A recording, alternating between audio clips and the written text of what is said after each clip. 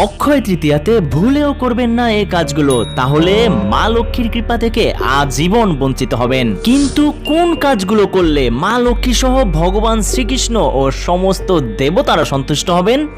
চলুন আজকে সমস্ত গুরুত্বপূর্ণ তথ্য জেনে নেই, কৃপা করে শেষ পর্যন্ত থাকুন।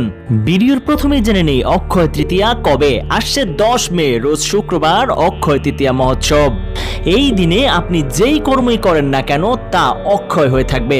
পুণ্য করলেও অক্ষয় হয়ে থাকবে এবং পাপ করলেও তা অক্ষয় হয়ে থাকবে। এই দিনে পুণ্য করলে ভগবান শ্রীকৃষ্ণ সহ মা লক্ষ্মীর অশেষ কৃপা লাভ করা যায়। তাই এই দিনে অনেক নিয়ম কানুন পালন করা উচিত।